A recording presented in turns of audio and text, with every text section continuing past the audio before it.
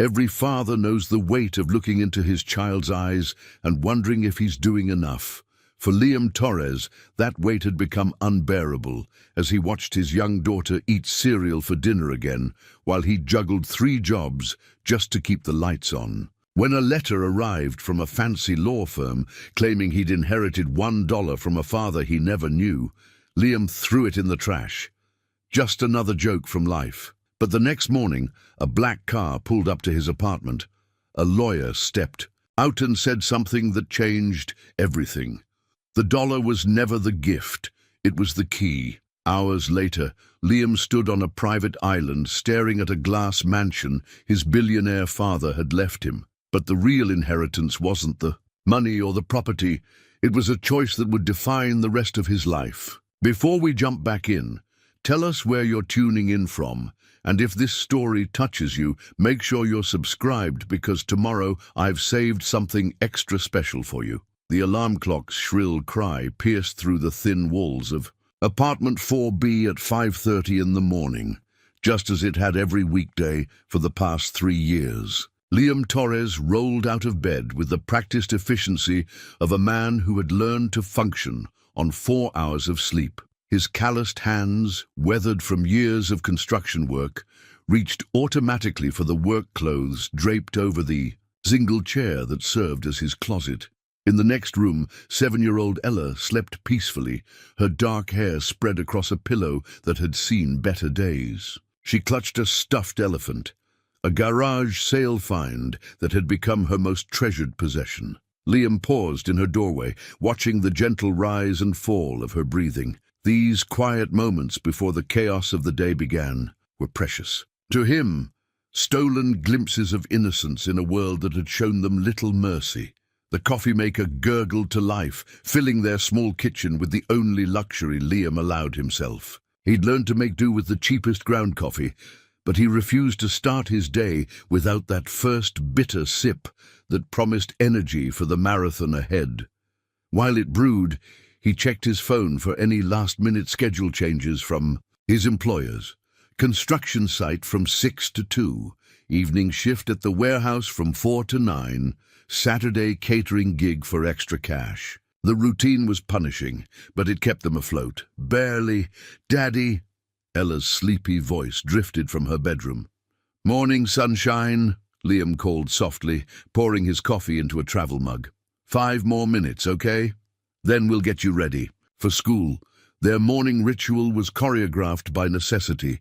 Ella would dress herself while Liam packed her lunch, usually a peanut butter sandwich, an apple if they were lucky enough to find them on sale, and a juice box. She'd learned not to ask for the elaborate lunches some of her classmates brought. She understood, with the wisdom that comes too early to some children, that they were different. "Look what I made yesterday," Ella said, padding into the kitchen. In her worn pajamas, she held up a piece of construction paper covered in crayon strokes. "It's our dream house." Liam knelt down to examine his daughter's artwork. She had drawn a large house with multiple windows, a red door, and what appeared to be a garden filled with flowers. 2 stick figures stood in front, one tall, one small. A yellow sun beamed down from a blue sky dotted with puffy white clouds. "Tell me about it," he said, settling into the moment despite the clock ticking toward his departure time. "See, this is your room." Ella pointed to a large square on the 2nd floor. "And this is mine, right next door, so I won't be scared. And this," she indicated a sprawling area behind the house, "is where we'll have a garden. We can grow our own apples and maybe even cookies." Liam smiled despite the ache in his chest. "Cookies don't grow on trees, sweetheart." "Well, maybe we could plant some anyway and see what happens," she said, with the unshakable optimism of childhood. "Mrs. Rodriguez says if you believe in something hard enough, sometimes the universe listens." Mrs. Rodriguez lived in apartment 3A and had become something of a grandmother figure to Ella. The elderly woman often watched her after school when Liam's shifts ran late, refusing any payment beyond the occasional grocery store run. The building was full of people like Mrs. Rodriguez, working families, retirees on fixed incomes, immigrants chasing their own versions of the American dream. They looked out for each other because nobody else would. "The universe has been pretty quiet lately," Liam said, helping Ella into her school clothes. "But maybe it's just saving up for something big." He said it to make her smile, but part of him wondered if he was lying to her about hope itself. 3 years ago, their world had been different. He'd owned a small carpentry business specializing in custom cabinets and home renovations. Sarah, his wife, had worked as a nurse. They'd lived in a modest house with a backyard where Ella could run and play. Life hadn't been perfect, but it had been theirs. Then came the medical bills. Sarah's cancer arrived without warning, aggressive and merciless. The treatments that might have saved her weren't covered by their insurance. Liam had liquidated everything. The business, the house, their savings, but it hadn't been enough. Sarah died on a Tuesday morning in October, leaving behind a mountain of debt and a little girl who still asked when Mommy was coming home. The bankruptcy had followed quickly. Liam found himself starting over at 32 with nothing but a pickup truck, a toolbox, and a daughter who needed him to be everything he wasn't sure he could be. The apartment in Riverside Terrace wasn't much, but it was clean and safe, and the rent was manageable as long as he kept working. "Daddy, you're thinking too loud again," Ella said, tugging on his sleeve. She had Sarah's intuition, an ability to read his moods that sometimes unsettled him. "Just planning our day," he said, forcing brightness into his voice. "Ready for the adventure?"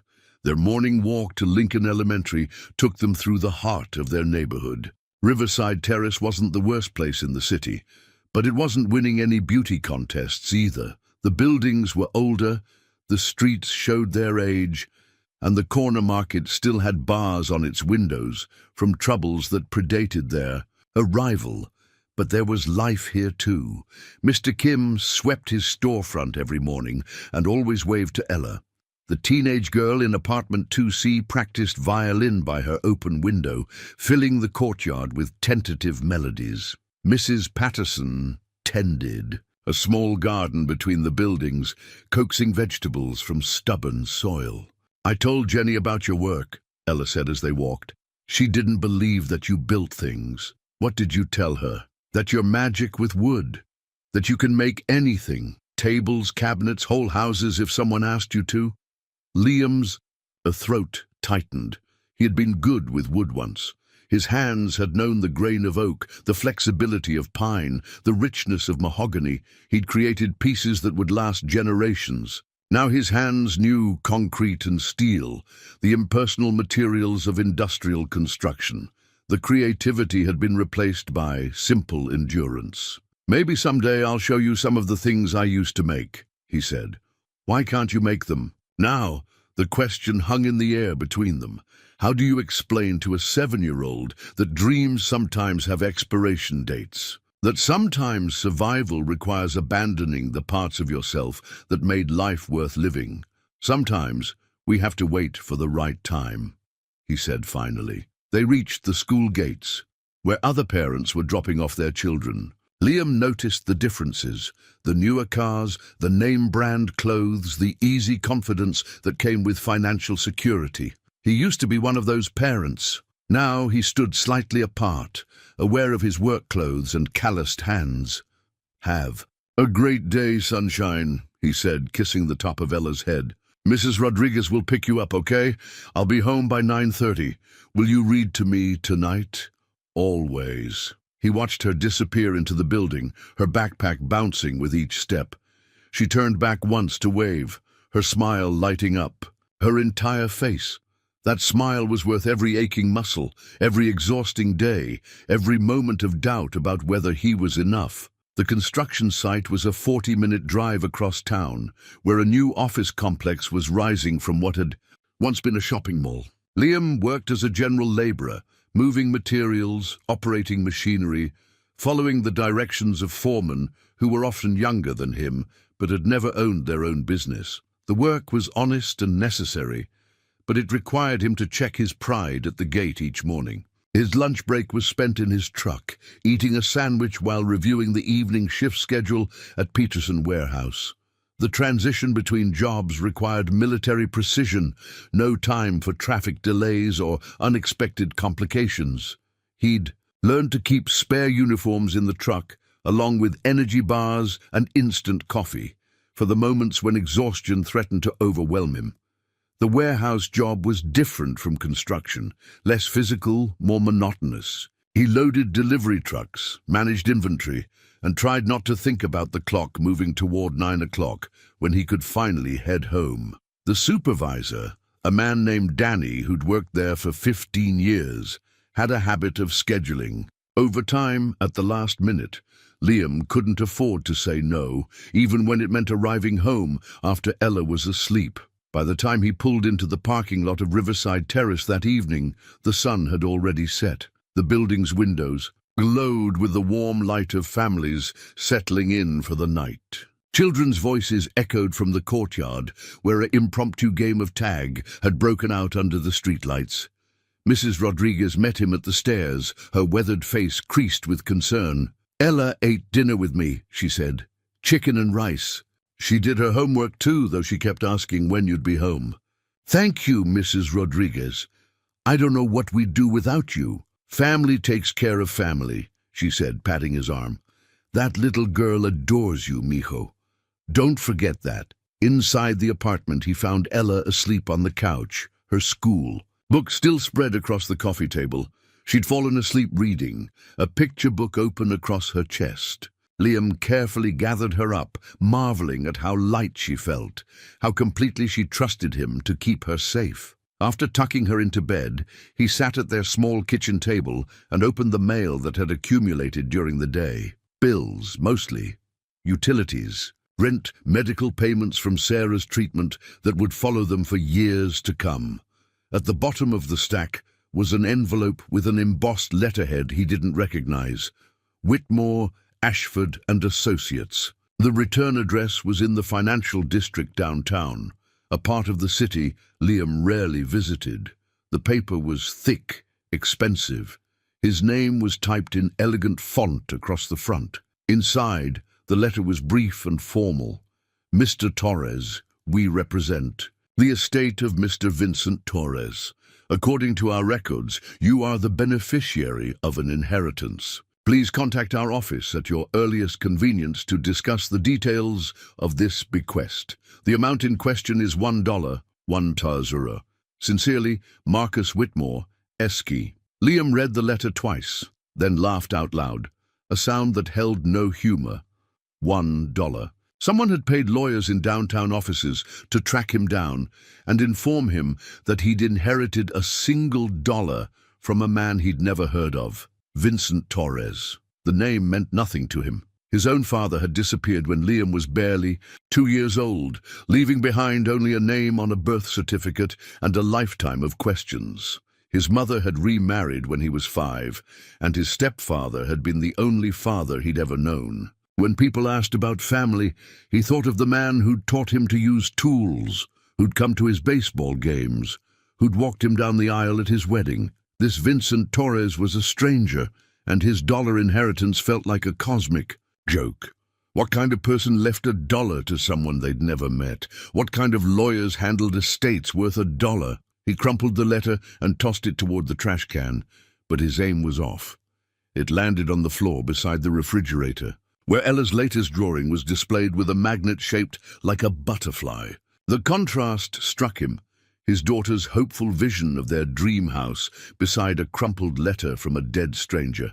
Later that night, as he lay in bed listening to the sounds of the building settling around him, Liam thought about the letter, $1. In a world where he counted every penny, where he knew the exact cost of a gallon of milk and whether they could afford name-brand cereal, someone had left him $1. Maybe it was meant to be insulting. Maybe this Vincent Torres had known something about him that warranted such a deliberate slight. Or maybe the old man had been eccentric, leaving random amounts to random people for reasons that made sense only to him. Either way, it didn't matter. $1 wouldn't change their lives. It wouldn't pay for Ella's college fund, or fix the leak in their bathroom ceiling, or buy the dream house she'd drawn with such careful detail. He closed his eyes and tried to push the letter from his mind. Tomorrow would bring another day of construction work, another evening at the warehouse, another night of falling into bed exhausted. The routine was harsh, but predictable, and predictability was something he'd learned to value. In her room, Ella slept peacefully, her stuffed elephant tucked securely under her arm. On the kitchen table, her homework remained neatly stacked. Math problems completed in careful handwriting, a book report about a girl who lived in a castle. Tomorrow she would wake up with the same bright optimism, the same unwavering faith that good things could happen to people like them, and in the morning that crumpled letter would still be lying on the kitchen floor, waiting to change everything. The black sedan was impossible to ignore. It sat in the parking lot of Riverside Terrace like a panther among pigeons, its polished surface reflecting the morning sun with an almost aggressive gleam. Liam noticed it as he walked Ella to school, but assumed it belonged to some social worker or government inspector making their rounds through the building. "Fancy car?" Ella observed, pressing her face against the chain-link fence that separated their complex from the street. "Do you think a movie star lives here now?" "I doubt it, sunshine," Liam said, but he found himself glancing back at the vehicle as they continued their walk. In a neighborhood where most residents drove cars with more rust than paint, the sedan stood out like a diamond in a toolbox. When they returned from school drop-off, the car was still there. A man in a charcoal suit leaned against it, checking his watch with the patience of someone accustomed to waiting. He was older, maybe 60, with silver hair and the kind of confident posture that came from years of commanding rooms full of people. Mrs. Rodriguez was sweeping her front steps, but her attention was clearly focused on the stranger. "He's been asking about you," she said quietly as Liam approached. "Very polite, but he has that look, like police or lawyers." Liam's stomach tightened. In his experience, unexpected visits from men in expensive suits rarely brought good news. He thought of the medical bills still arriving sporadically, collection agencies that sometimes hired investigators to track down assets they couldn't seize. "Mr. Torres." The man approached with measured steps, extending a business card printed on paper so thick it felt like cardboard. "Marcus Whitmore. We corresponded yesterday regarding the estate of Vincent Torres." The mahogany-colored card bore an address in the financial district and a phone number with no area code, the kind of subtle details that suggested serious money. Liam stared at it, remembering the crumpled letter he'd left on his kitchen floor. "I threw your letter away," Liam said bluntly. $1 isn't worth whatever your hourly rate is." "The dollar was never the inheritance, Mr. Torres. It was simply the legal mechanism required to establish your connection to the estate." Whitmore's smile was professional, but not unkind. "The actual bequest is considerably more substantial." "I don't understand. Your father was a careful man.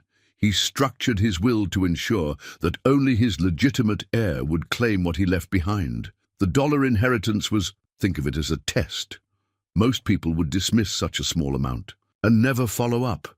He was counting on your curiosity, eventually overcoming your skepticism." Liam looked around the parking lot, suddenly aware that their conversation was drawing attention. Mrs. Patterson had emerged from her garden to water plants that clearly didn't need watering. Two teenagers who should have been in school were lounging by the mailboxes, listening intently.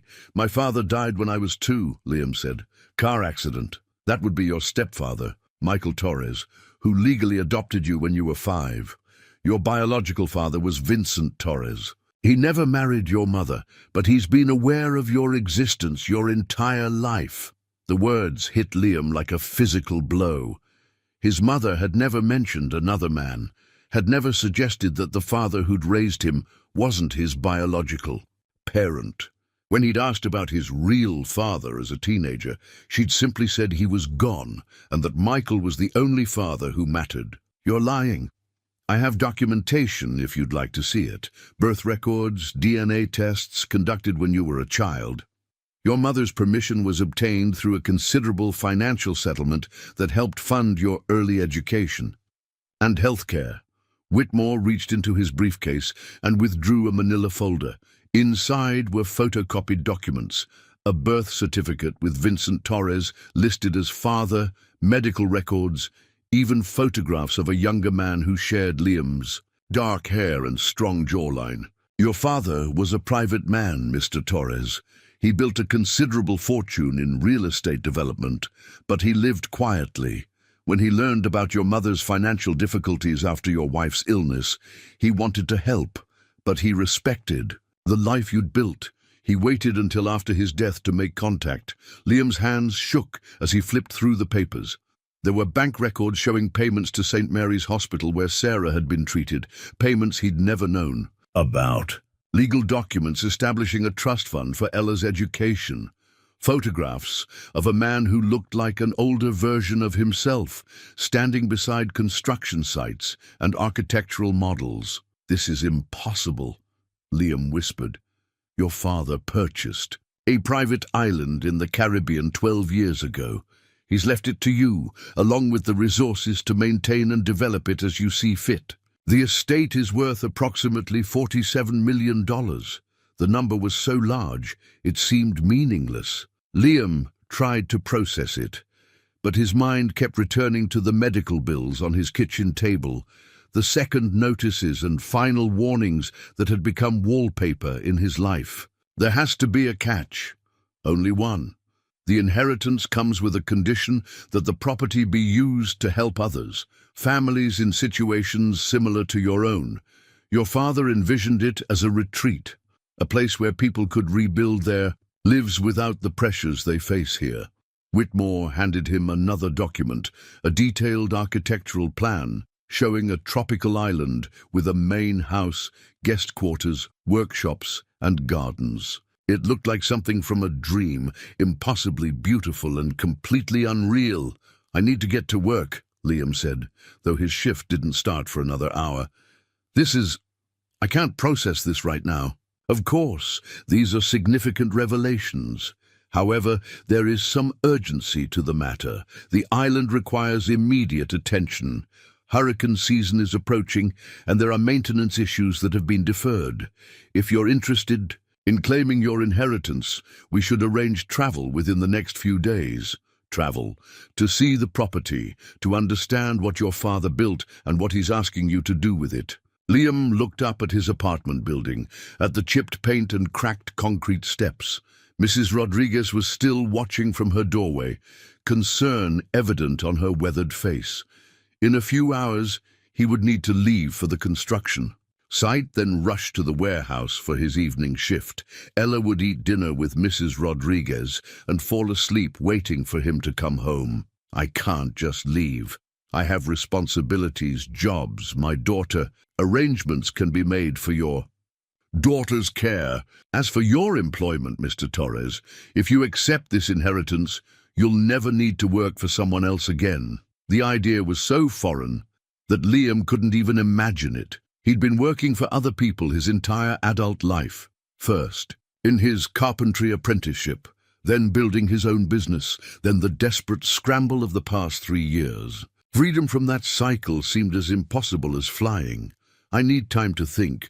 "Of course, but not too much time. The estate has obligations that must be met, and the legal window for claiming inheritance closes in 30 days. Whitmore returned the documents to his briefcase and handed Liam another card. "My direct number. Call when you're ready to see what your father built for you."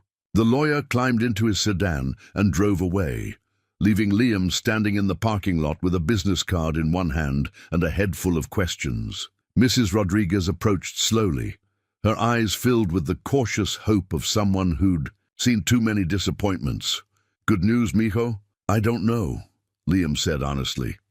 "Maybe. I really don't know." That evening, after another day of moving concrete blocks and loading delivery trucks, Liam sat at his kitchen table with the documents spread before him. Ella was asleep, her homework completed and her teeth brushed, her stuffed elephant tucked securely under her arm. The apartment was quiet except for the distant hum of traffic and the occasional footstep from the apartment above. He studied the photograph of Vincent Torres, his father apparently. The man had kind eyes but a reserved expression, as if he were holding back something important. In one photo, he stood beside a massive construction crane, wearing a hard hat and work clothes. In another, he was dressed formally at what appeared to be a charity event, shaking hands with people in expensive suits. $47 million. The number still seemed impossible, like something from a lottery ticket or a Hollywood movie. But the documents looked legitimate, and the lawyer had known details about their life that weren't public record. Liam picked up his phone and dialed the number on Whitmore's card. It rang once before a familiar voice answered. "Mr. Torres, I was hoping you'd call." "The island," Liam said. "When can I see it?" The private jet was smaller than Liam had expected, but infinitely more luxurious than anything he'd ever experienced. Leather seats the color of caramel, windows that seemed to frame the clouds like artwork, and a flight attendant who addressed him as Mr. Torres, with the kind of respect usually reserved for people who owned things like private jets. Liam pressed his face to the window as the mainland United States disappeared beneath them, replaced by an endless expanse of blue-green ocean. He'd flown commercially twice in his life, once for his honeymoon with Sarah, once to his stepfather's funeral, but this was entirely different. The silence, the smooth ride, the sense that time moved differently at 30,000 feet. "First, and time in a private aircraft?" asked Marcus Whitmore, who sat across from him, reading what appeared to be legal documents. "First time, a lot of things," Liam admitted. "Yesterday I was worried about making my rent payment. Today I'm flying to an island I supposedly own. The adjustment period can be challenging. Your father went through something similar when his first development project succeeded beyond his expectations. He told me once that sudden wealth was like learning a new language. Everything familiar became foreign." Liam tried to imagine his biological father, this Vincent Torres, who'd built an empire and left it to a son he'd never met. The photograph in the legal documents showed a man who could have been Liam's older brother. Same dark hair, same strong, and same way of looking directly at the camera as if measuring its intentions. Why didn't he ever contact me? He tried, initially. When you were 7, he hired investigators to find you and your mother. By then, she'd remarried and you were thriving in a stable family environment. Vincent made the decision that disrupting your life would serve his needs rather than yours. So he just watched from a distance? He ensured you had opportunities, the scholarship that covered part of your trade school education. That was Vincent. When your carpentry business needed startup capital, he arranged for a bank loan with favorable terms. After Sarah's diagnosis, he made sure the medical bills didn't destroy you completely. Liam's throat tightened. He remembered the mysterious donor who'd covered Sarah's final month of treatment, the anonymous gift that had allowed her to die at home rather than in the hospital. He'd assumed it was charity from the church or a mistake in the billing system. He was there the whole time, in the ways he could be without interfering with the life you'd chosen. The island appeared gradually, first as a dark smudge on the horizon, then as a distinct shape crowned with green vegetation. As they descended, Liam could make out beaches of white sand, a harbour with a single dock, and buildings that seemed to emerge organically from the landscape itself. The main house was a marvel of glass and stone that somehow managed to look both modern and timeless. It perched on a small hill overlooking the ocean, its walls seeming to flow into the natural rock formations. Gardens surrounded it, bursting with tropical flowers and fruit trees. A path wound down to the beach, where a smaller guest house sat nestled among palm trees. "Welcome to Sanctuary Island," Whitmore said, as their plane touched down on a small but well-maintained airstrip. Mrs. Chen met them at the landing strip, a compact woman in her 60s with silver-streaked hair and the confident bearing of someone accustomed to managing complex operations. She wore simple work clothes, but carried herself with quiet authority. "Mr. Torres," she said, extending her hand. "I'm Elizabeth Chen, the island's caretaker and manager. Your father spoke of you often." "He did?" "Every week for the past 12 years. He called every Sunday evening to check on the island's progress and always asked the same question. Do you think Liam would like what we're building here?" They climbed into an electric golf cart and began the tour. The island was larger than it had appeared from the air, roughly 50 acres of varied terrain, including beaches, dense tropical forest, and cultivated gardens. The main house commanded the highest point, but there were several other structures scattered across the property. "Your father designed everything with families in mind," Mrs. Chen explained as they drove. "The guest quarters can accommodate up to 12 families at a time, each unit completely private but connected to the common areas. There's a workshop where he hoped fathers could teach their children useful skills. The gardens provide fresh food year-round." The workshop was Liam's first real surprise. It was a carpenter's dream, perfectly organized tool stations, wood storage that would be the envy of any craftsman, and workbenches worn smooth by years of use. The walls were lined with hand tools that looked both well-maintained and frequently used. "Vincent spent hours here," Mrs. Chen said, running her hand along a workbench. "He said working with wood kept him connected to something real. These are some of the pieces he made." She showed him a collection of furniture that took Liam's breath away. A dining table crafted from a single piece of mahogany, its grain flowing, like water across the surface. Chairs that seemed to have grown from the wood rather than been cut from it. A child's rocking horse, carved with such detail that it seemed ready to gallop. "He was good," Liam said, his voice barely above a whisper. "He learned from watching you." "What?" Mrs. Chen smiled gently. "He visited your carpentry shop several times before you lost it, posed as a potential customer interested in custom cabinets. He said watching you work taught him more about craftsmanship than any book or class ever could." Liam picked up a hand plane from the workbench, feeling its weight and balance. The tool had been cared for with the devotion of someone who understood its purpose. His father had touched this same tool, had shaped wood with these same hands that Liam had inherited. They continued the tour, visiting guest quarters that were comfortable without being ostentatious, a dining hall designed for communal meals, and a medical facility equipped to handle minor emergencies. Everything was beautifully designed but practical, built with the needs of real families rather than wealthy tourists. "The island is self-sufficient," Mrs. Chen explained. "Solar power, rainwater collection, organic gardens, even a small fishing fleet. Your father wanted to ensure that families staying here could focus on healing rather than worrying about expenses." "How many people work here?" "A core staff of 8, but most of us live on the island full-time. We're not just employees, we're the island's first family." On a hillside overlooking the workshop, they found a small cemetery with a single grave. The headstone was simple granite with an inscription that read, "Vincent Torres, builder, father. He gave his son the tools to finish what he started." Liam knelt beside the grave, overwhelmed by the weight of connection to a man he'd never known, but who had shaped his life from the shadows. The photograph in the legal documents hadn't captured the scope of what Vincent had built, the vision he'd held for bringing families together in this place of healing. "He died 6 months ago," Mrs. Chen said softly. "Cancer, like your wife. He fought hard, but mostly he worried about whether you would understand what he was trying to give you." "I don't know if I do understand. He left you something in the house, a letter. Maybe that will help." As they drove back toward the main house, Liam tried to process the enormity of what he'd inherited.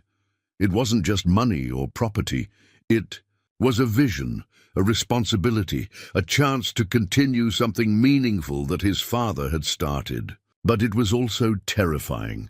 He was a man who'd struggled to manage his own small life, and now he was being asked to oversee something that could impact dozens of families. In the distance, the workshop stood open to the tropical breeze, its tools waiting for hands that understood their purpose. Somewhere in the main house, a letter from his father waited to explain what Liam couldn't yet comprehend. And back in a small apartment in Riverside Terrace, Ella was probably doing her homework with Mrs. Rodriguez, drawing pictures of dream houses that suddenly seemed less impossible than they had 24 hours ago. Vincent's study occupied the top floor of the main house, its floor-to-ceiling windows offering a panoramic view of the Caribbean that seemed to stretch to infinity. Unlike the rest of the house, which felt designed for multiple families, this room was intensely personal.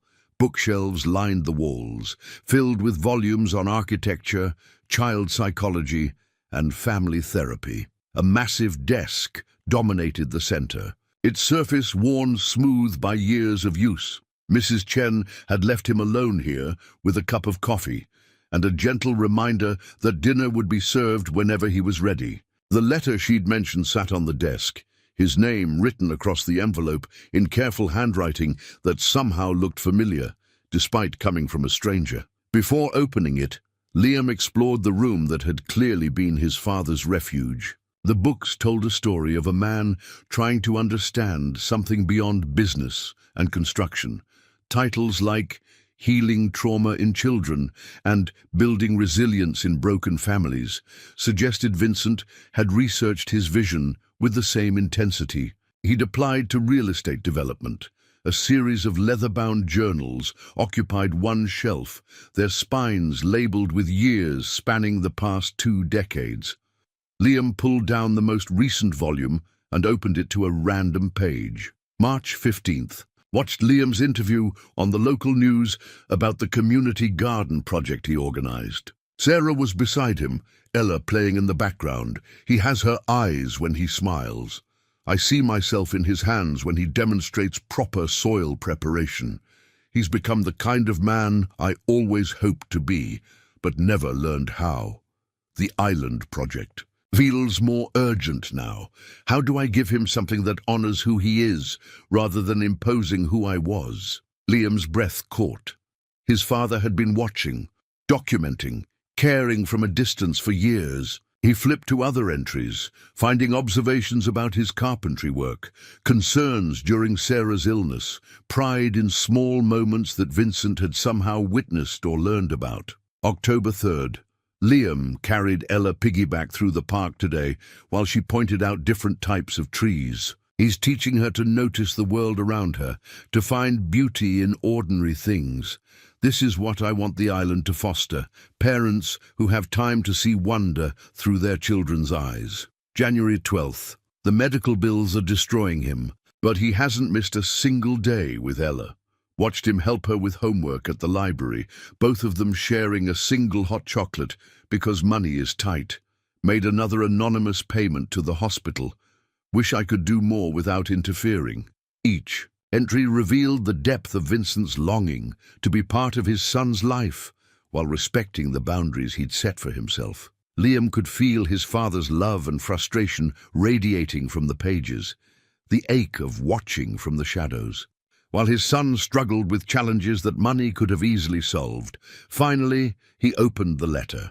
My dear son, if you're reading this, I'm gone, and you've made the journey to see what I built for you. I hope you understand that everything here grew from watching you love Ella, the way I wished I'd been brave enough to love you. I was 22 when your mother told me she was pregnant. I was terrified, not of being a father, but of being the kind of father my own father had been.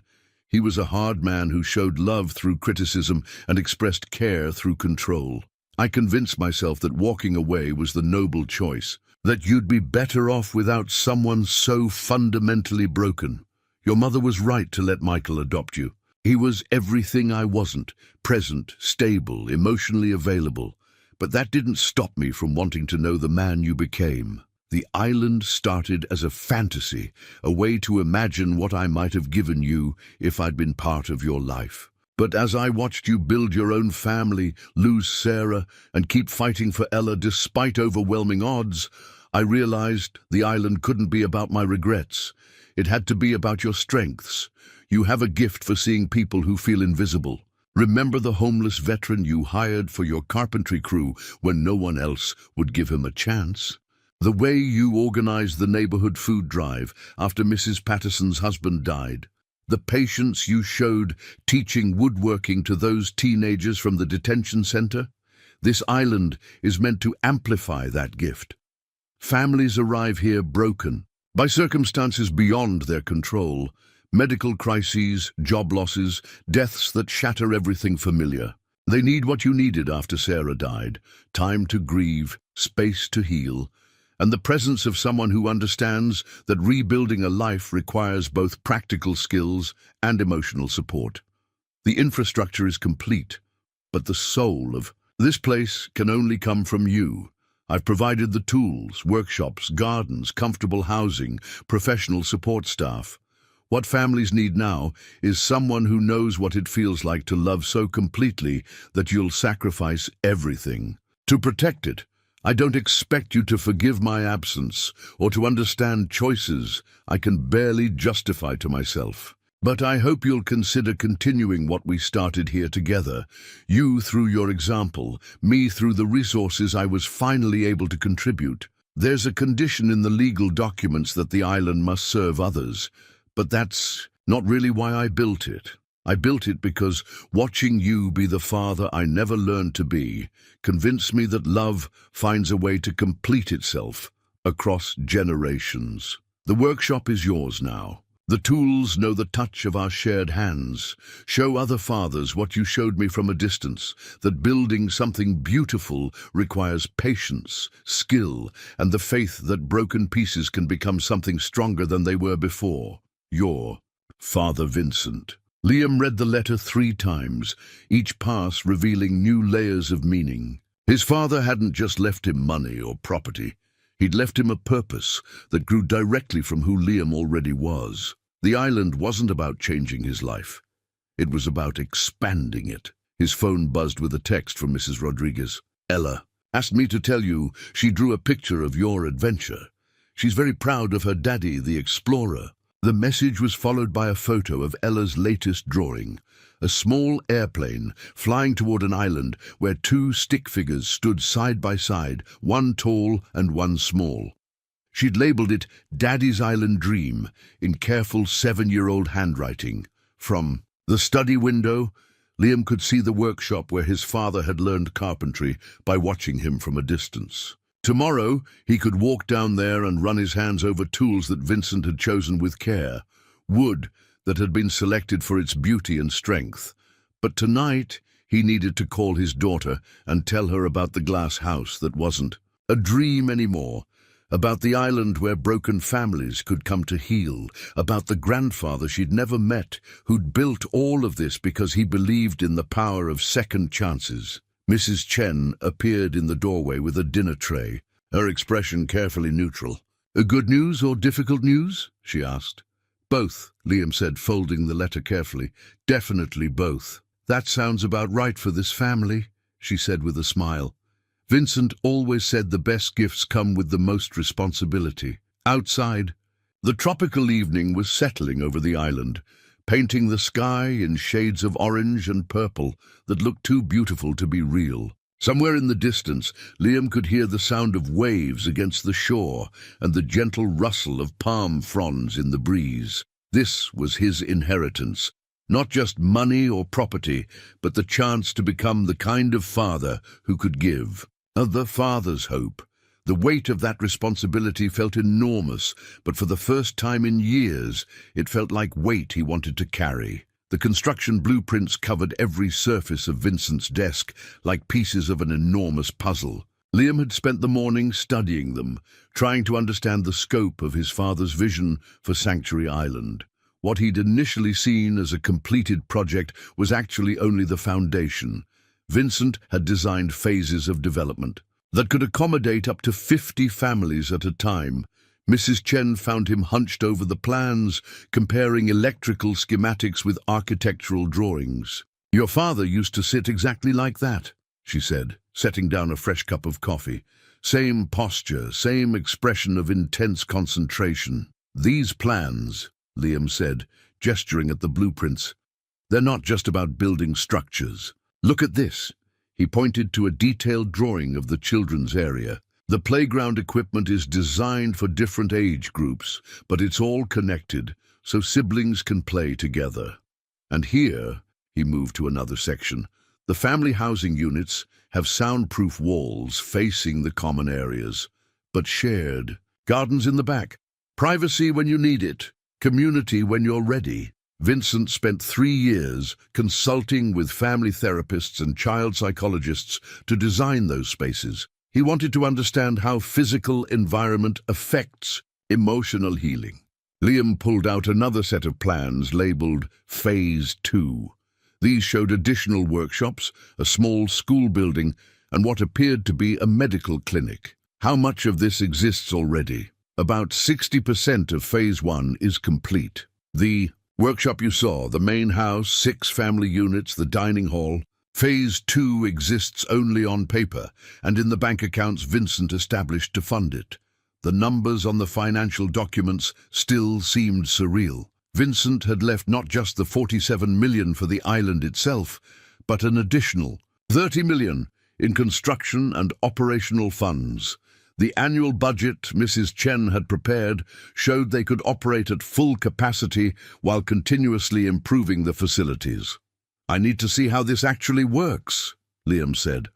"Are there families here now?" 3 currently. Vincent was very selective about our first residents. He wanted to ensure the island could provide what they needed before expanding operations. Mrs. Chen led him to the guest quarters, where he met the Morrison family. David, a former teacher, who'd lost his job after his wife's cancer treatment bankrupted them. His 12-year-old son, Jake, and 8-year-old daughter, Sophie. David was in the workshop when they arrived, carefully sanding a small wooden box under the guidance of James, the island's resident craftsman. "Mr. Morrison, I'd like you to meet Liam Torres, Vincent's son." David looked up from his work, surprise evident on his weathered face. "Vincent's son? He talked about you constantly. Said you were the finest carpenter he'd ever seen." "I'm still learning about what my father built here," Liam said. "How long have you been on the island?" 3 months. We lost our house 6 months ago, been staying in shelters and with relatives since then. When the social worker told us about this place, it sounded too good to be true." Jake Morrison appeared from behind a workbench, his arms full of wood scraps. "Mr. Vincent taught me how to make this," he said proudly, showing Liam a rough but recognizable birdhouse. "Dad says when we get our own place again, we can hang it in our yard." The simple statement hit Liam unexpectedly hard. This boy, displaced from everything familiar, was still planning for a future that included a yard and a home. The island hadn't just given his family shelter, it had preserved their hope. "James has been teaching the kids basic woodworking," Mrs. Chen explained as they walked. "But he's getting older, and the demand is growing as more families arrive. Vincent hoped you might consider taking over the program." They visited the garden, where Linda Morrison was working alongside Maria Santos, a single mother whose husband had died in a construction accident. Their children, Sophie Morrison and the Santos twins, chased butterflies between the vegetable rows while their mothers discussed seed varieties and harvest schedules. "The garden feeds everyone," Linda explained, her hands dark with rich soil. "But more than that, it gives us something productive to do while we figure out what comes next. For the first time in months, I'm not just surviving, I'm contributing to something." The third family was harder to reach. Tom Bradley and his teenage daughter Amy had arrived 2 weeks earlier after losing everything in a house fire that had claimed Tom's wife and Amy's mother. They kept to themselves, joining communal meals but otherwise remaining in their quarters. "Grief affects everyone differently," Mrs. Chen said quietly. "Tom blames himself for not saving his wife. Amy hasn't spoken since the fire. Vincent always said the island had to provide space for all kinds of healing, including the kind that happens in silence." That evening, Liam called Ella from his father's study. She answered on the first ring, her voice bright with excitement. Daddy, Mrs. Rodriguez showed me where you are on the map. Are there really palm trees? Lots of palm trees, sunshine, and beaches and gardens where they grow mangoes and papayas. Can I visit? The question caught him off guard. Of course she could visit. This was his inheritance, his decision to make. But accepting that reality meant accepting that their lives had fundamentally changed, that the struggle and limitation that had defined their existence no longer applied. Would you want to visit? I want to see everything you're seeing. Mrs. Rodriguez says, adventures are better when you share them with people you love. After ending the call, Liam walked down to the workshop where David Morrison was still working, despite the late hour. The man looked up as Liam entered, his hands stained with wood oil. Couldn't sleep either, David asked. Too much to process. My father left me something incredible, but I'm not sure I'm qualified to manage it. Vincent worried about the same thing. He told me once that he'd built something bigger than himself and worried whether anyone else could understand his vision. David set down his sandpaper and leaned against the workbench. You want to know what I think? I think he didn't leave you this place because you were qualified. He left it because you understood something he'd spent his whole life trying to learn. What's that? How to be a father when everything falls apart. How to keep your family together when the world tries to tear it down. How to build something beautiful out of broken pieces. Liam picked up a wood plane from the tool rack, feeling its familiar weight. I keep thinking about all the ways I could mess this up. What if families come here and I can't help them? What if I make promises I can't keep? Then you'll be like every other parent trying to do something impossible, David said with a slight smile. The difference is, here you'll have help. Outside, the island was settling into its nightly rhythm. Security lights illuminated the paths between buildings, ensuring safe passage for late-night walks or emergency needs. In the family quarters, children were being tucked into beds that belonged to them for as long as they needed shelter. Parents could sleep without worrying about next month's rent or whether they'd have enough food for breakfast. Vincent had built more than a retreat. He'd created a laboratory for rebuilding broken lives. And somewhere in the complexity of blueprints and budgets and human need, Liam was beginning to see how his own skills and experience could serve something larger than himself.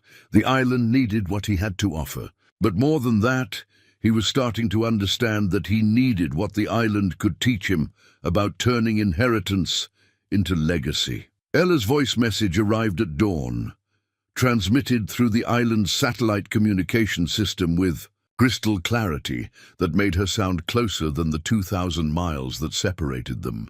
Liam lay in his father's bed, his bed now, listening to his daughter's recorded words as tropical light filtered through windows designed to catch the sunrise. Hi, Daddy. Mrs. Rodriguez helped me record this because I wanted you to hear something important.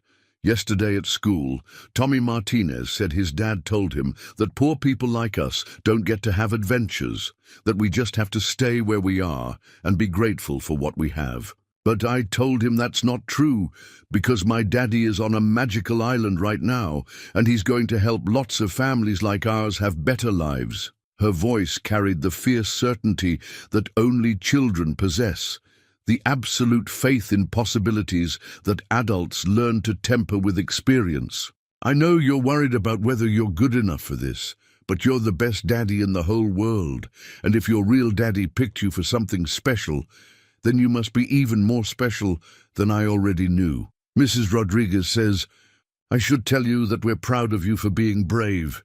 She also made me practice saying this word, legacy. She says you're not just getting something from your daddy, you're going to give something to other kids like me who need their daddies to believe in magic again. I love you to the moon and back and around the whole island. Come home soon, but not until you're ready to bring the magic with you. The message ended with the sound of Ella blowing kisses into the phone, followed by Mrs. Rodriguez's gentle voice. She is very wise, that little one. Trust her instincts, mijo. Children see the truth before adults remember it exists. Liam played the message 3 times, each repetition revealing new layers of his daughter's understanding. At 7 years old, she grasped something that had taken him days to process.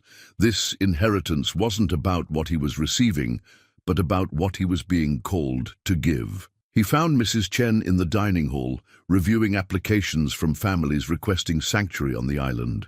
The stack of papers was thick, each folder representing a story of hardship and hope that mirrored his own experience. "How many families are waiting?" he asked. 47 approved applications, with more arriving weekly. "We've been operating at reduced capacity while waiting for Vincent's heir to take charge."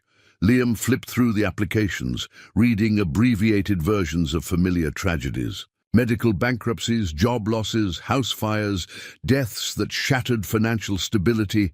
Each file included photographs. Fathers holding children, mothers with worried eyes, families trying to smile despite circumstances that would have broken their spirits. "Vincent researched each family personally," Mrs. Chen continued. "He wanted to ensure we could provide what they actually needed, rather than what we assumed they needed." One application caught Liam's attention.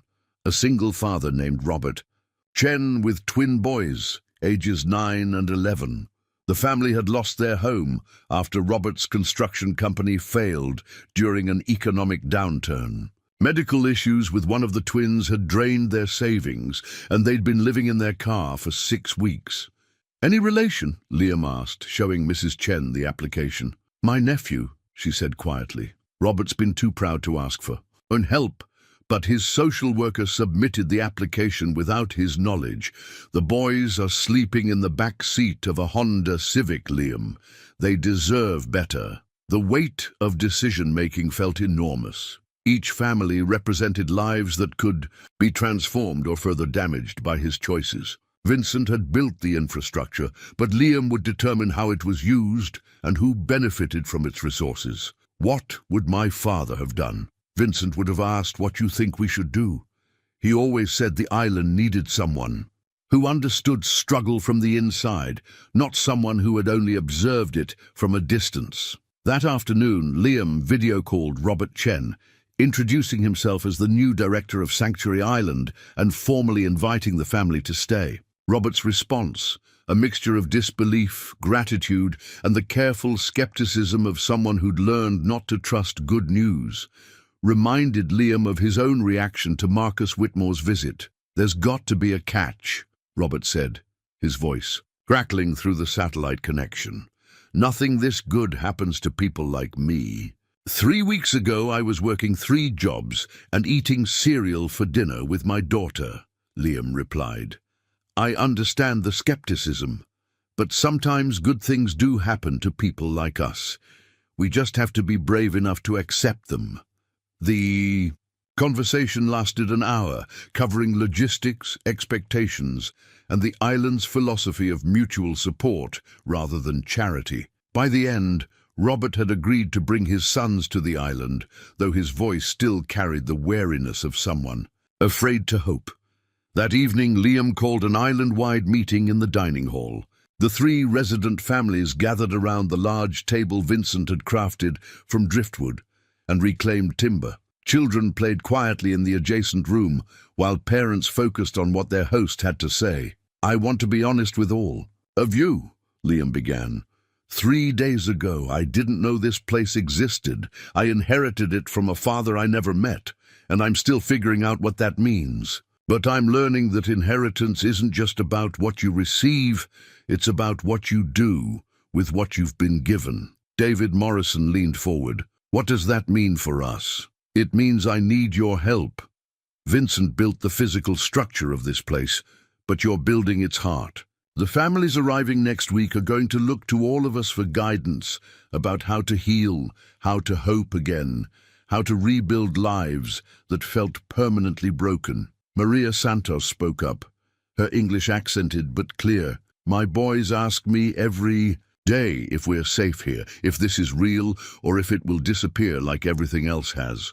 What do I tell them? Tell them that broken things can be repaired if you have the right tools and people willing to help with the work," Liam said. "Tell them that this island exists because a man who made mistakes wanted to give his son a chance to make things better." Tell them that we're all learning together how to turn suffering into strength. Tom Bradley, who had remained silent through most meals since arriving, cleared his throat. My daughter hasn't spoken since the fire.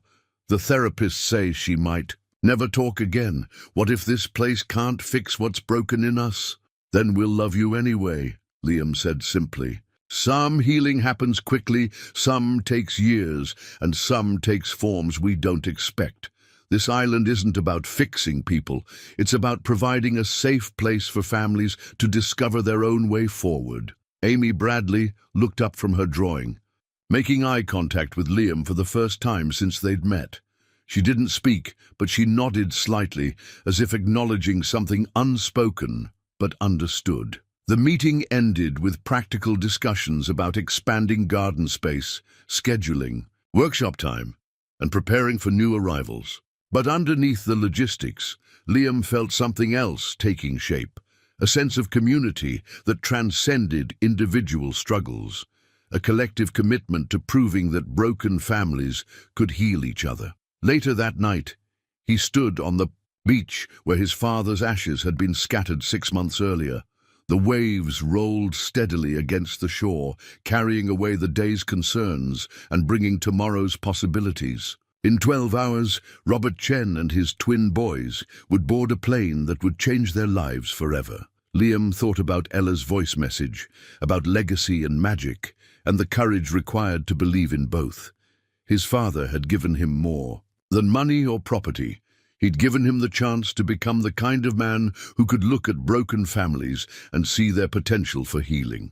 The island's first test was approaching, and Liam was finally ready to meet it. The legal document arrived by courier just as Robert Chen and his twin boys were settling into their family quarters. Liam was in the workshop, showing 9-year-old Miguel Chen how to properly hold a hand plane, when Mrs. Chen approached with an expression that immediately put him on alert. "There's been a development," she said quietly, holding an envelope.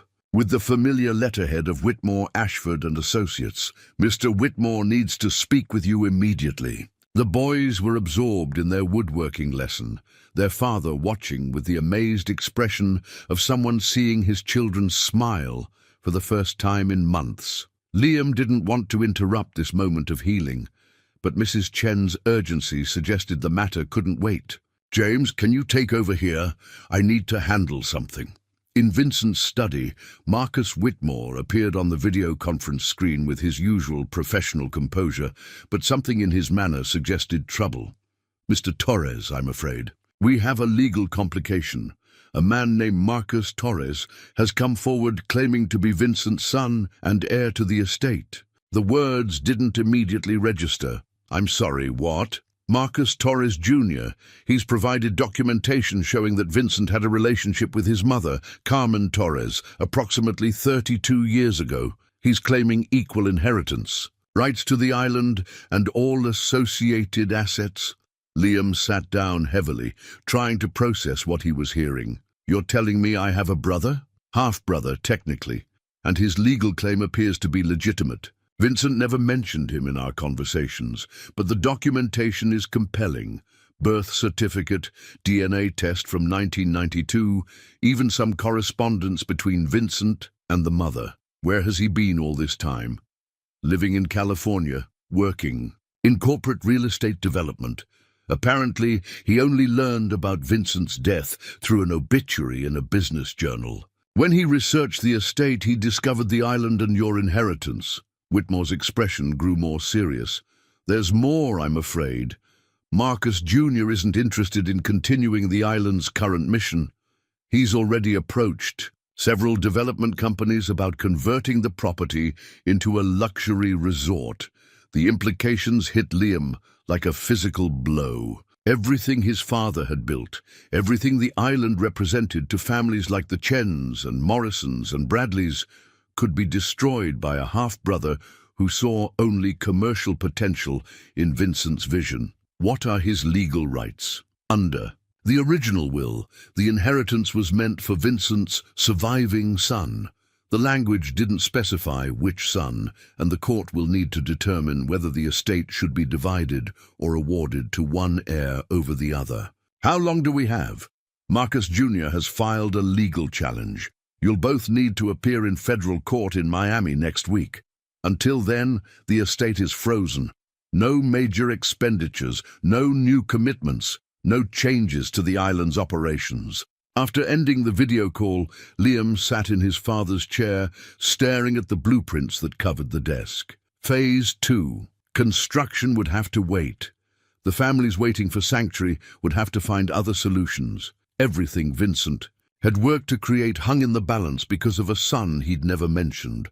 Mrs. Chen found him there an hour later, still motionless among the architectural plans. "The families are asking questions," she said gently. "Word travels quickly in a community this small. What do I tell them? The truth. That you're fighting for something worth protecting." That evening, Liam called another community meeting. The dining hall felt different now, charged with uncertainty rather than hope. Robert Chen held his boys close, the expression on his face suggesting he was already preparing for another disappointment. "I need to tell you about a legal challenge to the island's ownership," Liam began.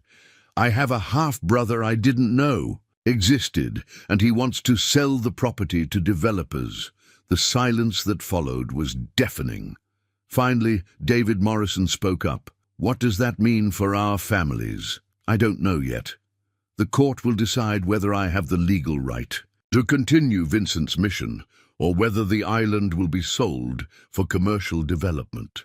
"And if you lose," Maria Santos asked, her voice barely above a whisper, "then you'll need to find other places to rebuild your lives.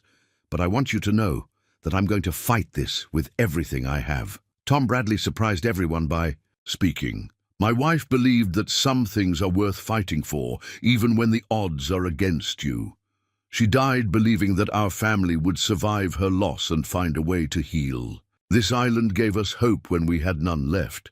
If someone wants to take that away from other families, then we fight." Amy Bradley looked up from her ever-present sketchpad and, for the first time since the fire, spoke in a voice barely above a whisper. "We fight." The meeting ended with practical discussions about legal procedures and timelines, but underneath the logistics, Liam felt something unexpected emerging. Not just his own determination to preserve his father's legacy, but a collective commitment from families who understood what loss meant and refused to accept it passively. 3 days later, Marcus Torres Jr. arrived on the island. He came by helicopter rather than the small plane most visitors used, accompanied by 2 men in expensive suits who immediately began photographing the property and taking measurements. Marcus himself was tall and lean, with dark hair and sharp features that bore a striking resemblance to both Liam and the photographs of their father. "You must be my little brother," Marcus said, extending his hand with a smile that didn't reach his eyes. "Quite a place Vincent built here. Must be worth, what, 60 million in the current market? It's worth whatever it costs to give families a chance to heal," Liam replied, not taking the offered hand. "Noble sentiment, but not particularly realistic. Do you know how many families could be helped with $60 million invested properly? This island serves, what, a dozen families at a time? We could fund programs that reach thousands." Marcus gestured toward the main house, the workshop, the carefully designed family quarters. "This is a rich man's guilt project, not a sustainable solution to poverty. Vincent was trying to buy forgiveness for abandoning his children, not create meaningful social change. You're wrong about him, and you're wrong about what this place means." "Am I?" "Look around, Liam. Beautiful facilities, expensive infrastructure, astronomical operating costs. This is a luxury retreat disguised as charity. The families here aren't learning to be self-sufficient. They're learning to be dependent on someone else's generosity." Marcus pulled out a tablet showing architectural renderings of a resort complex. "This could be an eco-luxury destination that employs hundreds of local workers, generates millions in tax revenue, and funds real social programs instead of this feel-good fantasy. These families aren't a fantasy. Their children aren't a tax write-off. No, they're not. They're people who deserve better than temporary shelter and false hope. They deserve jobs, education, and opportunities to build permanent solutions to their problems. The conversation continued for an hour, each brother presenting fundamentally different visions for their shared inheritance. Marcus spoke with the polished confidence of someone accustomed to boardrooms and bottom lines. His arguments were logical, his development plans professionally crafted, his vision of economic impact undeniably impressive. But Liam thought about Miguel Chen's smile when he successfully planned his first piece of wood smooth. He thought about Amy Bradley, speaking for the first time since losing her mother. He thought about families who needed time to grieve before they could rebuild, who required safety before they could take risks, who deserved love before they could trust again. "The court will decide," Marcus said finally, preparing to leave.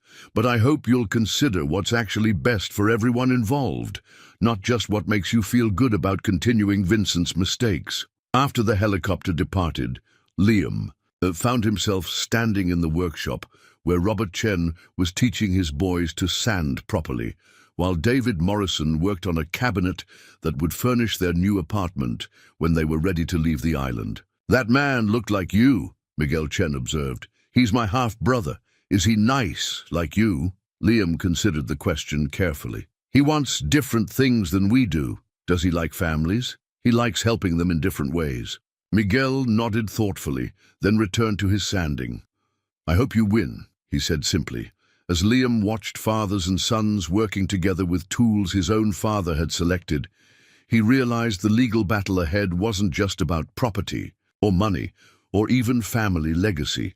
It was about two fundamentally different beliefs about how healing happens and what broken people need most. In 1 week, a federal judge would decide whether Sanctuary Island continued as Vincent's vision of refuge, or became Marcus's vision of economic development. The families who called it home would learn whether their sanctuary was permanent or just another temporary stop in lives already marked by too much loss. The stakes couldn't be higher, and Liam was no longer fighting alone.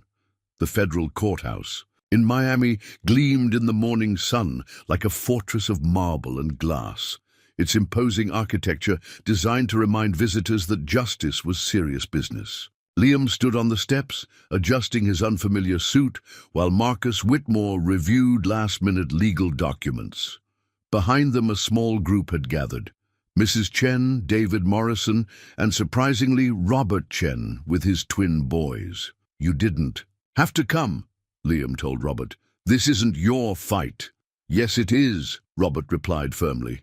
"This island gave my sons their childhood back. Miguel hasn't had nightmares since we arrived. Lucas is talking about becoming a carpenter like you. If someone wants to take that away from other families, then it's absolutely our fight." 9-year-old Miguel tugged on Liam's jacket. "I brought something for you," he said, pulling a small wooden object from his pocket. It was a roughly carved elephant, clearly the work of young hands still learning to control their tools. "Ella told Mrs. Rodriguez that elephants never forget, so I made this to help you remember that we believe in you." The gesture nearly undid Liam's carefully maintained composure. He knelt down to Miguel's eye level, accepting the gift with both hands. "Thank you. I'll keep it with me." Inside the courthouse, they found Marcus Torres Jr.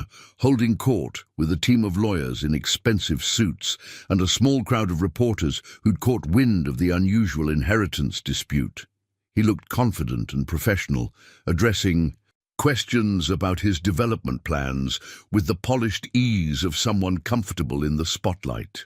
"The island has tremendous potential to serve the broader community," Marcus was saying to a reporter. "My brother's intentions are admirable, but 12 families at a time isn't a sustainable model for social impact. We're talking about creating hundreds of jobs and generating millions in economic activity." Liam's legal team was smaller but more focused. Besides Marcus Whitmore, they'd enlisted Sarah Chen, a family law specialist who'd worked extensively with child welfare cases, and surprisingly James Morrison, David's brother, who turned out to be a retired federal prosecutor with experience in estate law. Your half-brother's legal position is strong, James Morrison explained as they reviewed their strategy. He has legitimate claim to inheritance, and his development plans are financially sound. But inheritance disputes aren't just about money, they're about intent. We need to prove that Vincent specifically wanted the island to continue as a sanctuary. How do we do that? With these, Sarah Chen said, placing a thick folder on the table. Inside were dozens of letters from families Vincent had helped over the years, handwritten testimonials from people whose lives had been changed by his quiet philanthropy. Some were from families who'd stayed on the island during its early development, others from recipients of Vincent's anonymous donations to medical bills, school programs, and emergency assistance funds. We spent the weekend contacting everyone on Vincent's private charity list, Marcus Whitmore explained. These letters arrived by email and overnight delivery from families across the country. They're willing to testify about Vincent's commitment to helping struggling families. One letter particularly stood out, written by a woman named Patricia Williams, whose husband had died in an industrial accident, leaving her with 3 young children and overwhelming debt. Mr. Torres paid for my husband's funeral when I couldn't afford it. He covered my children's school expenses for 2 years while I went back to college. When I tried to thank him, he said he was just passing along help he'd received from someone else, and that someday I'd do the same for another family. That's what Vincent Torres believed in, not charity, but community. Not handouts, but hands up. The letters painted a picture of a man who'd spent decades quietly supporting families in crisis, always with the same philosophy: temporary help to enable permanent solutions, dignity preserved through mutual respect, children protected from their parents' failures and bad luck. This is our case, Sarah Chen said. Vincent's pattern of philanthropy shows clear intent. He didn't just give money, he invested in families' ability to rebuild their lives. The island is the culmination of that philosophy, not a departure from it. As they prepared for court, Liam's phone buzzed with text messages from Sanctuary Island.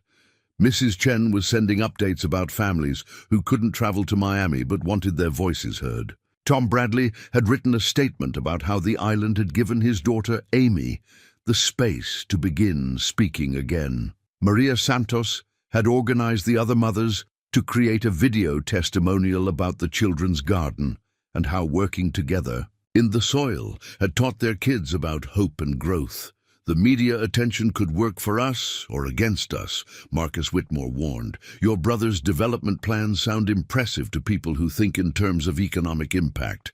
We need to help them understand that some things matter more than profit margins. During their lunch break, Liam stepped outside to call Ella. She'd insisted on staying home with Mrs. Rodriguez rather than missing school, but she'd made him promise to call with updates. "How's it going, Daddy?" "Complicated, sunshine. The judge has to decide whether the island should stay the way it is or become something different. What does your heart tell you?" The question surprised him. "What do you mean?" "Mrs. Rodriguez says, when grown-ups get confused about what's right, they should listen to their hearts instead of their heads." "What does your heart say about the island?" Liam looked back at the courthouse, where his half-brother was probably strategizing with his legal team about profit projections and development timelines. "My heart says families like ours deserve a place where they can heal without worrying about money or time limits or whether they're worthy of help." "Then that's what you should tell the judge." "It's not that simple, sweetheart. Sometimes hearts aren't enough. Maybe hearts are more enough than we think they are," Ella said with 7-year-old wisdom that cut straight to the truth. That afternoon, both sides presented their opening arguments. Marcus Torres Jr. spoke eloquently about economic responsibility, sustainable development, and measurable social impact. His PowerPoint presentation included charts showing job creation, tax revenue, and environmental benefits of ecotourism. His lawyers presented financial analyses demonstrating that the resort development could fund social programs, helping thousands of families rather than dozens. My father was a businessman who understood that good intentions without sustainable economics are just expensive sentiments, Marcus argued. The island can serve a much larger purpose than my brother's well-meaning but limited vision allows. When Liam's turn came, he approached the podium with Miguel's wooden elephant in his pocket and his father's letter in his hand. He spoke without notes, addressing the judge directly. Your Honor, 3 weeks ago I was a single father, working 3 jobs to keep my daughter fed and housed. I thought I knew what struggle looked like, what families needed when everything fell apart, but spending time on my father's island taught me something I hadn't understood. Healing isn't about quick fixes or economic solutions. It's about having time and space to remember who you are when you're not fighting just to survive. He talked about Amy Bradley speaking for the first time since her mother's death, about Miguel Chen sleeping through the night without nightmares, about parents rediscovering skills and confidence they'd thought were lost forever. My half-brother sees an underutilized asset that could generate impressive returns. But the families living there don't see numbers or projections. They see home, they see safety, they see proof that someone believes they're worth saving. The judge listened intently, asking pointed questions about financial sustainability, legal precedent, and operational details. Both sides presented compelling arguments, though from fundamentally different perspectives on how best to help struggling families. As court adjourned for the day, Liam felt the weight of uncertainty pressing down on him. Legal proceedings moved slowly, with testimony and expert witnesses scheduled for the remainder of the week. The island's future, and the futures of families who depended on it, hung in the balance of a decision that could go either way. Outside the courthouse, Marcus Torres Jr. approached his half-brother with an unexpected offer. "This doesn't have to be adversarial," Marcus said. "We could work together, develop part of the island for tourism, and maintain a smaller sanctuary program. You'd have resources to help more families, and the property would generate income to sustain operations long-term. At what cost? Compromise. The real world requires practical solutions, not idealistic gestures." Liam thought about Vincent's workshop, about the garden where children learned to grow vegetables, about the dining hall where families shared meals and stories and hope.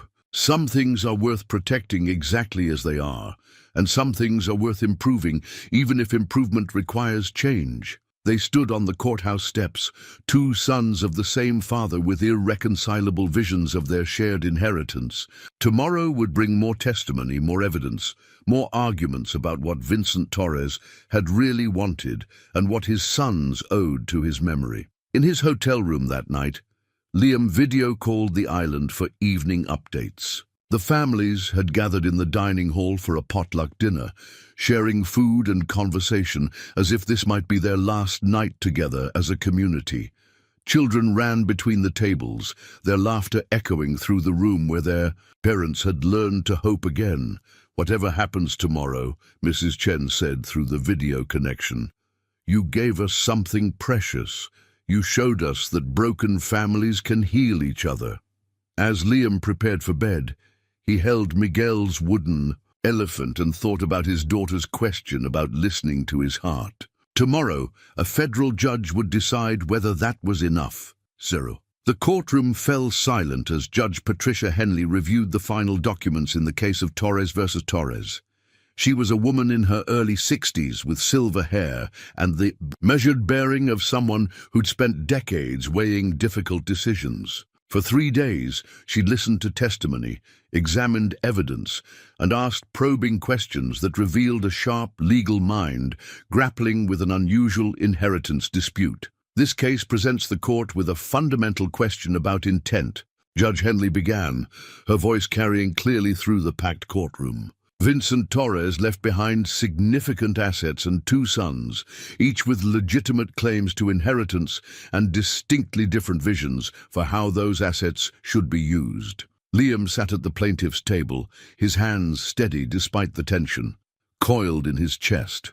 Beside him, Marcus Whitmore had arranged their evidence carefully: Vincent's letters, the architectural plans, testimonials from families whose lives had been changed by the island sanctuary. At the defendant's table, Marcus Torres Jr. conferred quietly with his legal team, their confident postures suggesting they believed their economic arguments had prevailed. The defendant's development proposal is financially sound and would generate substantial economic benefits, the judge continued. Mr. Marcus Torres Jr. has presented compelling evidence that resort development could create jobs, generate tax revenue, and fund social programs reaching far more families than the current sanctuary model serves. David Morrison, sitting in the gallery with his children, reached for his son, Jake's hand. Robert Chen's twins leaned against their father, their young faces reflecting the adult anxiety filling the room. These families understood that the judge's next words would determine whether their sanctuary remained available for others like them. However, Judge Henley said, her tone shifting slightly, inheritance disputes require the court to determine not just what is legally permissible, but what the deceased intended when structuring their estate. She lifted a document that Liam recognized as his father's will. Vincent Torres was a careful man who consulted extensively with legal counsel before finalizing his inheritance plan. The language of his will is quite specific about the island's purpose. It must be used to provide sanctuary and healing for families facing circumstances similar to those experienced by my son. Marcus Torres Jr.'s lawyer rose from his seat. Your Honor, our position is that resort development better serves that stated purpose by creating sustainable funding for family assistance programs. Counsel will remain seated, Judge Henley said firmly. The court has heard all arguments and is prepared to rule. The silence stretched impossibly long. Liam could hear his own heartbeat, could feel the collective breath-holding of everyone who'd traveled from the island to witness this moment. Mrs. Chen sat in the front row, her weathered hands clasped tightly in her lap. Behind her, families who'd never met before this week had bonded over their shared investment in the island's future. The court has reviewed extensive documentation of Vincent Torres's philanthropic activities spanning 2 decades. The judge continued, the pattern is consistent: direct assistance to struggling families, always structured to preserve dignity while providing practical support. The island sanctuary represents the culmination of this philosophy, not a departure from it. She paused, scanning the courtroom with eyes that seemed to take in every face, every family whose future hung on her decision. Furthermore, the court has reviewed a previously sealed document that significantly impacts this case. Marcus Whitmore straightened in his chair. This was unexpected. No sealed documents had been mentioned during discovery or testimony. Judge Henley held up an envelope with Vincent's distinctive handwriting. This letter was left with the court system 10 years ago, to be opened only in the event of an inheritance dispute involving the island property. She broke the wax seal and unfolded the document, her expression revealing nothing as she read Vincent's final words to herself before sharing them with the courtroom. Vincent Torres wrote, "If my sons are fighting over this inheritance, it means I failed to make my intentions clear. The island is not a business opportunity or an investment portfolio. It is a promise to families who need what I needed but never found: time to heal without judgment, space to rebuild without pressure, and community that chooses love over efficiency." The words hit Liam like a physical force. His father had anticipated this conflict, had foreseen that his 2 sons might view their shared inheritance through irreconcilably different lenses. The son who understands this promise is the son who should control the island's future, Judge Henley read. Not because he is more deserving, but because he will protect something that cannot be measured in quarterly reports or development projections. She set the letter aside and looked directly at both brothers. However, Vincent Torres included One additional provision that neither son was previously aware of. The courtroom seemed to hold its collective breath. Vincent Torres structured his will so that neither son can claim full inheritance without the other's cooperation. Both of you must agree on the island's future, or neither of you receives anything. The entire estate would be donated to the American Red Cross for disaster relief operations. The revelation struck both brothers simultaneously. Liam felt the ground shift beneath him as he realized his father had created a test, not of legal right or moral worthiness, but of their ability to find common ground despite fundamental differences. Marcus Torres Jr.'s confident expression faltered for the first time since arriving on the island. The judge's ruling meant that neither brother could simply overrule the other. They would have to negotiate, compromise, and somehow find a solution that honored both their visions of how to help struggling families. The court will recess for 24 hours to allow both parties to consider their options, Judge Henley announced. When we reconvene tomorrow, I expect to hear a joint proposal for the island's future, or I will be forced to execute Vincent Torres's contingency plan. As the gavel fell, Liam sat in stunned silence, trying to process what his father had really left them. Not just an inheritance, but a challenge to prove that two very different sons could work together to continue something bigger than either of them could achieve alone. The hotel conference room overlooked Miami's skyline, its floor-to-ceiling windows offering a view of the city that neither brother was paying attention to. Marcus Torres Jr. sat at one end of the polished table, his development portfolio spread before him like battle plans. Liam occupied the opposite end, Vincent's letter and Miguel's wooden elephant positioned like talismans against defeat. Between them sat their lawyers, mediators, and the weight of 24 hours to find common ground or lose everything their father had built. "We're running out of time," Marcus Whitmore said, checking his watch. "The court reconvenes in 6 hours, and we need a unified proposal." "The solution is obvious," Marcus Torres Jr. said, his voice carrying the impatience of someone accustomed to quick decisions.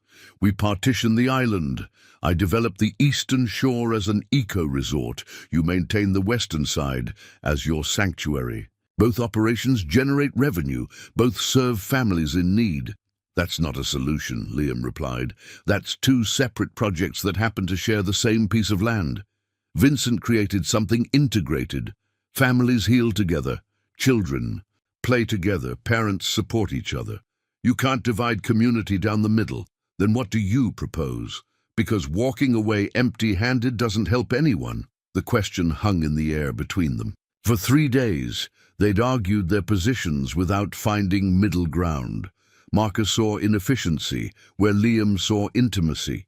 Liam saw commercialization, where Marcus saw sustainability. Their father's final test seemed designed to prove that some differences couldn't be reconciled. "I need to understand something," Liam said finally. "Why do you want this? Really want it? You have a successful career, financial security. Why fight for an inheritance from a father you never knew?" Marcus was quiet for a long moment, his polished confidence wavering slightly. "Because he left me too," he said finally. "My mother told me he was a businessman who didn't have time for family. I spent 32 years thinking I wasn't worth his attention, that I'd failed some test I didn't even know I was taking. And then you found out about the island. And then I found out he'd been watching you your whole life while completely ignoring me. Do you know what that feels like? To discover that your father chose one son over the other? The raw pain in..." Marcus's voice surprised Liam. Behind the corporate polish and development presentations was a man grappling with the same abandonment issues that had shaped Liam's own life. "He didn't choose me," Liam said quietly.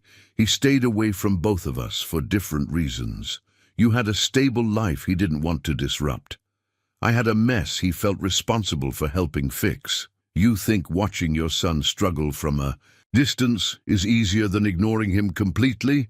The question revealed the core of their conflict. Both brothers had felt abandoned by Vincent, but they'd interpreted that abandonment differently.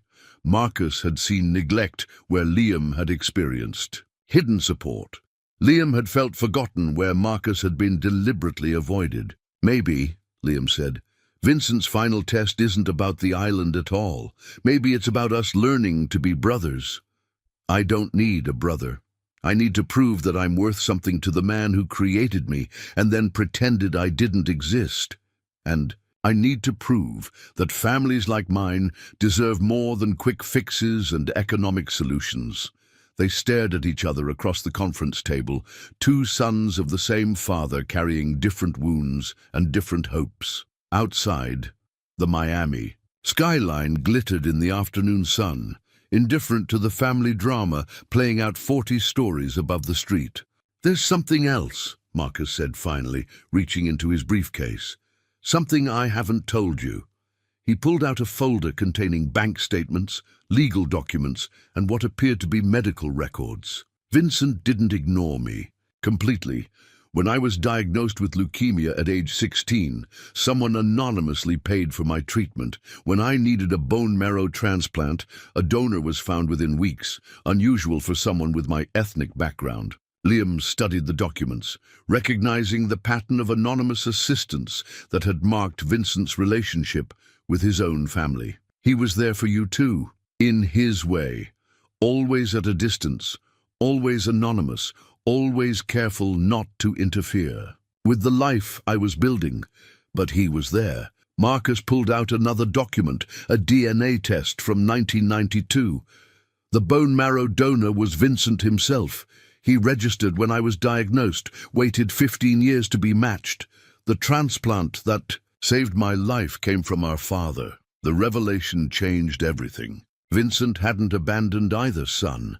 He'd protected both of them in the only way he knew how, from the shadows, sacrificing his own desire for connection to preserve their autonomy. "So what do we do with that?" Liam asked. Marcus looked out at the Miami skyline, then back at his half-brother. "We figure out how to honor a man who loved us enough to let us find our own ways, but who still hoped we'd eventually find each other. The island needs both of our skills," Liam said slowly. "Your business expertise could make the sanctuary sustainable long-term. My understanding of what struggling families actually need could ensure the programs serve real people instead of abstract concepts." "A hybrid model," Marcus said, his tone shifting from defensive to thoughtful. "Eco-tourism that funds and expands the sanctuary program. Visitors pay to stay in luxury accommodations while interacting with families who are rebuilding their lives. Cultural exchange instead of charity tourism. Families maintain their privacy and dignity while guests learn about resilience and community. The revenue stream supports expansion to serve more people." For the first time since meeting, the brothers found themselves building on each other's ideas rather than tearing them down. Marcus's financial acumen could solve the sustainability issues that had worried Liam. Liam's understanding of family trauma could ensure that any development served healing rather than exploitation. "We'd need safeguards," Liam said. "Families comes first, always. If the tourism operation ever conflicts with the sanctuary mission, the families win." "Agreed. And we'd need transparency. No anonymous donors, no hidden assistance. Families know exactly what support is available and how the island operates." They worked through the evening, crafting a proposal that neither could have developed alone. The compromise agreement preserved Vincent's vision while ensuring its sustainability, honored both sons' strengths while requiring both to remain involved in the island's future. As dawn approached, Marcus Torres Jr. and Liam Torres walked into the federal courthouse not as adversaries, but as partners in continuing something their father had started but couldn't finish alone. Judge Henley reviewed their joint proposal with the careful attention it deserved, asking detailed questions about implementation, oversight, and long-term viability. When she finally looked up from the documents, her expression revealed approval. "Vincent Torres would be proud," she said simply. "The court approves this partnership and awards joint inheritance of the island property to both sons, contingent upon their continued cooperation in fulfilling the terms outlined in this agreement." Outside the courthouse, families from Sanctuary, Aylan celebrated a victory that felt larger than legal precedent. Two brothers had learned to work together, and their partnership promised a future that could serve far more families than either could have helped alone. The island's next chapter would be written by both sons of Vincent Torres, finally working together to complete their father's vision of healing. 6 months later, Sanctuary Island bustled with a rhythm that would have amazed Vincent Torres. The morning sun illuminated a bronze plaque newly installed at the island's main dock, its simple inscription reading, "Vincent Torres Memorial Sanctuary, where broken families learn to heal together." Below that, in smaller script, "Built by a father's love, sustained by his son's partnership." Liam stood on the workshop's deck, watching Ella help Miguel Chen plane a piece of mahogany while his twin brother Lucas measured boards with the careful precision of someone who'd learned. The details mattered. At 9 years old, both boys had become confident young craftsmen under Liam's patient instruction. More importantly, they'd become the kind of children who slept peacefully through the night and woke up excited about the day ahead. "Uncle Marcus is here," Ella called out, spotting the approaching golf cart that had become her uncle's preferred method of island transportation. Despite initial awkwardness, the relationship between the half-brothers had evolved into something neither had expected: genuine friendship built on shared purpose and complementary skills. Marcus Torres Jr. climbed out of the cart carrying architectural plans and his ever-present tablet loaded with financial projections. The past 6 months had transformed him from a corporate development executive into something more complex, a businessman who'd learned to measure success in children's laughter as well as quarterly returns. "The Eco-Lodge construction is ahead of schedule," Marcus reported, spreading the plans across Liam's workbench. "First guests arrive next month, and we're already booked through the holiday season." The Eco-Lodge occupied the island's eastern shore, designed with luxury accommodations that would attract visitors willing to pay premium rates for the privilege of experiencing authentic family community. The revenue from tourism expanded sanctuary operations, allowing the island to serve 24 families simultaneously rather than the original 12. And more importantly, Marcus continued, the Martinez family just got word that Roberto's job training program landed him a position with a construction company in Phoenix. They'll be moving off island next week, but Roberto wants to stay connected as a volunteer mentor for new families. This had become the island's greatest success story. Families who'd healed enough to return to independent life but chose to remain part of the sanctuary community. Former residents like David Morrison now served as counselors for newly arrived fathers, while their children helped younger kids adjust to island life. The healing had become cyclical, with each generation of families helping the next. Mrs. Chen appeared from the main house, her arms full of letters that had become a weekly ritual. 43 new applications this week, she announced, including a family from your old neighborhood in Riverside Terrace. Liam looked up sharply. The Pattersons? Their daughter Sarah, named after your wife, was injured in a car accident. Medical bills are overwhelming them, and Mr. Patterson lost his job while caring for her. Mrs. Rodriguez submitted their application and included a note saying you'd understand their situation. The circle felt complete. Mrs. Rodriguez, who'd watched Ella during Liam's endless work shifts, was now helping other families find the sanctuary that had transformed their own lives. The woman who taught them about family taking care of family was extending that philosophy to neighbors who needed hope. "We'll make room," Liam said without hesitation. The workshop could use Mr. Patterson's electrical skills, and Sarah could help with the children's program while she recovers. Marcus nodded, already calculating adjustments to capacity and resource allocation. The brothers had learned to think as a unit, combining Liam's emotional intuition with Marcus's logistical expertise to serve families more effectively than either could manage alone. "There's something else," Marcus said, his tone shifting to the careful neutrality he used for significant announcements. The board of directors for the Vincent Torres Foundation wants to expand operations to a second island. The foundation had been Marcus's idea, a formal structure that could replicate the sanctuary model in other locations while maintaining the personal touch that made healing possible. Wealthy donors contributed not just money but time, visiting the island to understand how effective family support actually worked. "Where?" Liam asked. "The Pacific Northwest. A timber company is donating land after their CEO visited here and saw what we're accomplishing. Similar demographics to our current families, working-class people hit by economic disruption, medical crises, industrial accidents.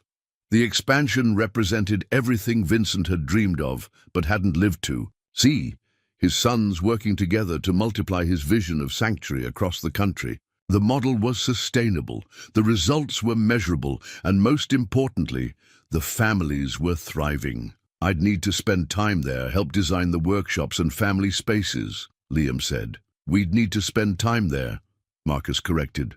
"This partnership works because we both contribute what we do best. I'm not running expansion projects without your insight into what families actually need." Ella bounded up the workshop steps, her face bright with the confidence that had replaced the worried expression she'd worn during their years of struggle. "Daddy," Amy Bradley finished her first piece of furniture, a bookshelf for her new room. "When they move to their apartment in Tampa, she wants you to see it before the dedication ceremony tonight." The dedication ceremony had become a monthly tradition. Families who were ready to leave the island presented projects they'd completed during their stay, usually pieces of furniture they'd crafted in the workshop. The ceremony marked transitions. From healing to independence, celebrated achievements both practical and emotional.